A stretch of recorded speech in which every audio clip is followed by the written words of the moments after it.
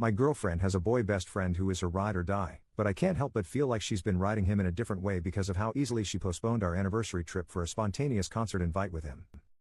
I, 28M, have been dating my girlfriend, Sarah, 26F, for just over a year now, and while I love her, there's one thing that's been eating at me since the very beginning: her relationship with her male best friend, Jake, 27M.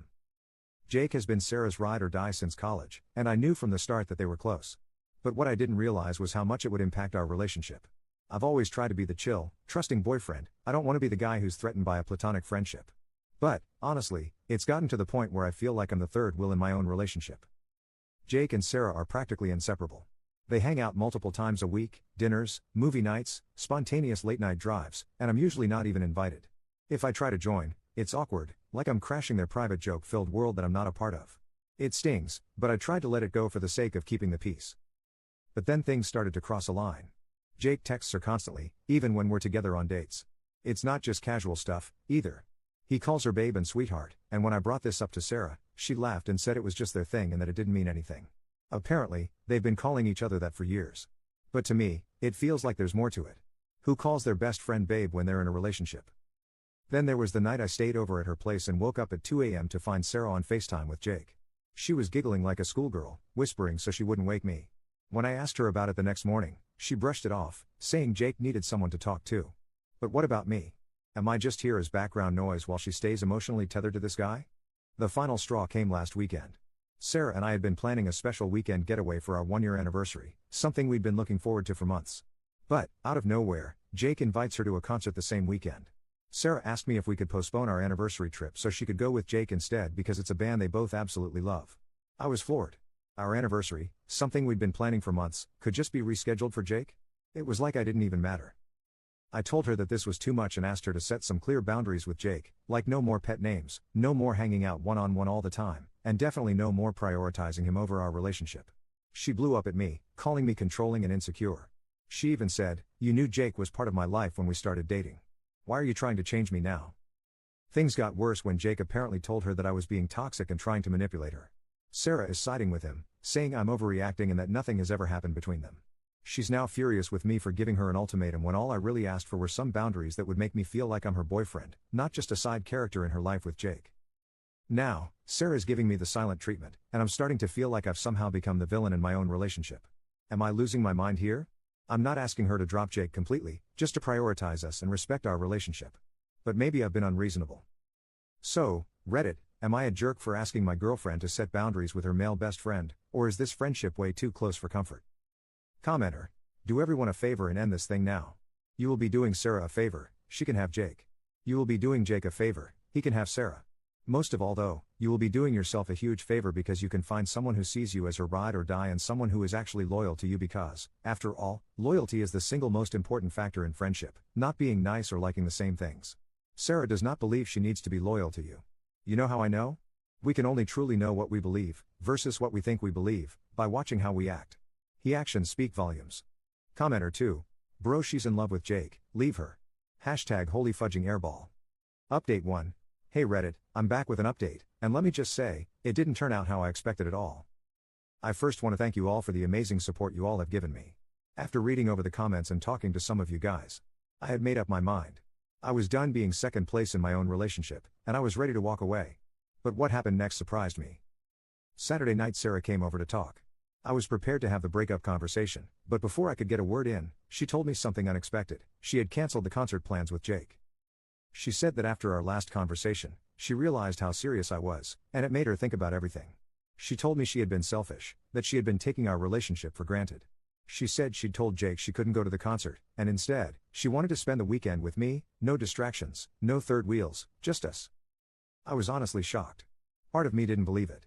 For months, I had been asking her to set boundaries with Jake, and suddenly, she was doing it?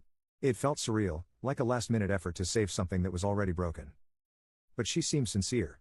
She apologized, not just for the concert situation, but for all the time she had ignored my feelings, dismissed my concerns, and prioritized Jake over us. She admitted she had been blind to how much it hurt me and said she didn't want to lose me. It was emotional.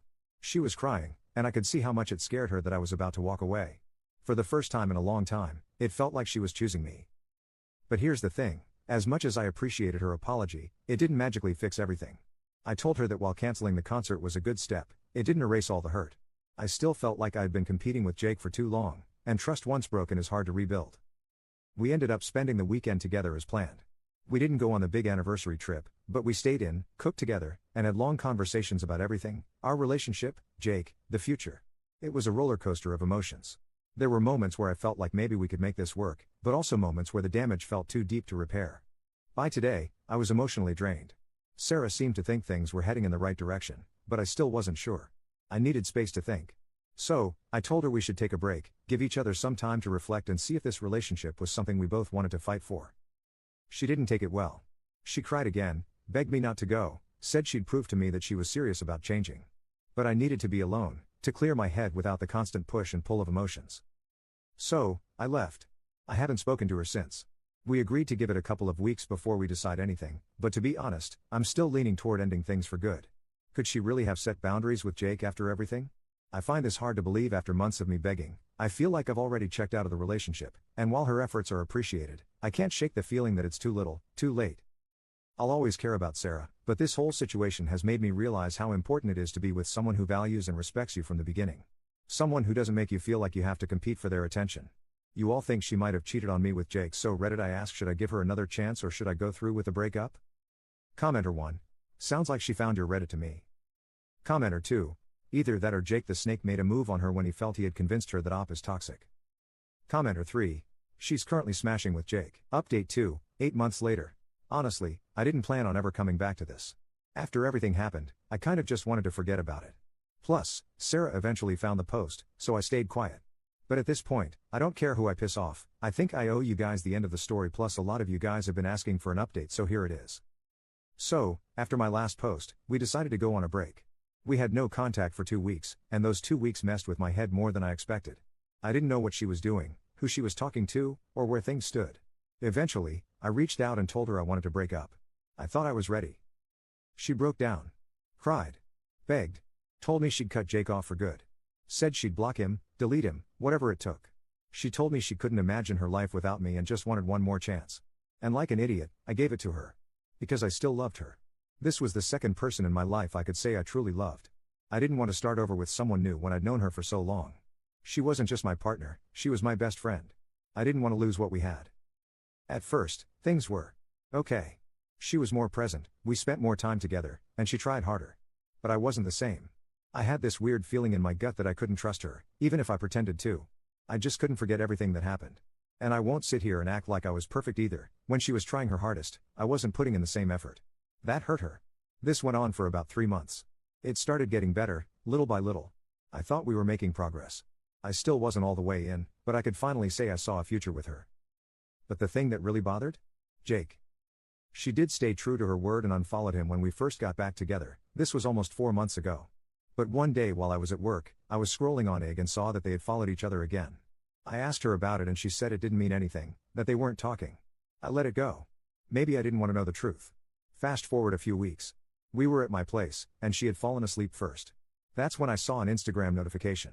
I couldn't open it, didn't know her password, and I wasn't about to try and scan her face while she slept. So, I ignored it. I couldn't sleep. I was restless. But I told myself I was overthinking, and I wanted to trust her. Fast forward another week. We went on vacation and were staying at a hotel. She asked me to grab something from the car, but the hotel room key was on her phone. So, she handed it to me. That's when my insecurities got the best of me, and I snooped while walking to the car. That's when I saw it. And honestly, I felt nauseous. DMs from Jake. Not just old ones. Recent. Some unanswered, but some she did reply to. Messages about how she couldn't stand being apart from him. How it killed her to block him. How she missed talking to him. How she wanted to see him again. And then the part that really broke me, how she had developed feelings for him but was scared to leave me because then it wouldn't be Jake and Op. It would just be Jake. She talked about how she didn't want to lose both of us. She had even seen him behind my back. When she said she was going to the gym, she was going to his place. I came back to the room and didn't say anything. I laid in bed, numb. She eventually got up to take a shower, and while she was in there, she texted me asking if I went through her phone. At first, I lied.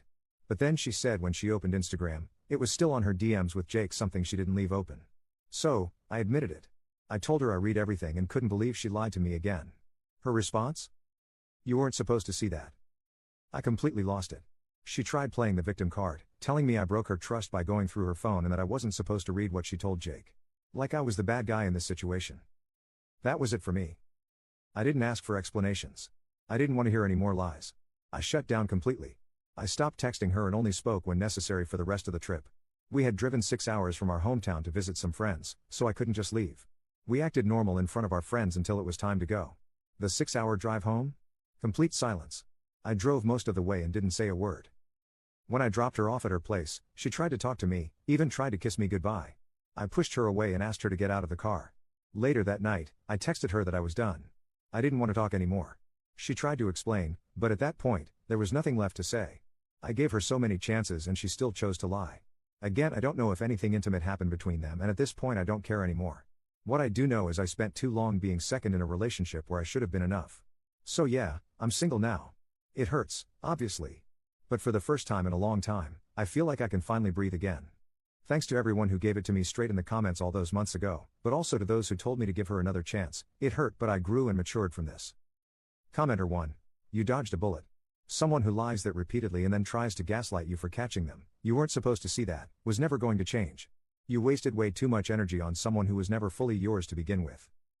Commenter 2. Honestly, I feel for you, man. That gut feeling never lies. You gave her another chance and really tried, but she kept that connection behind your back. That's not love, that's emotional betrayal.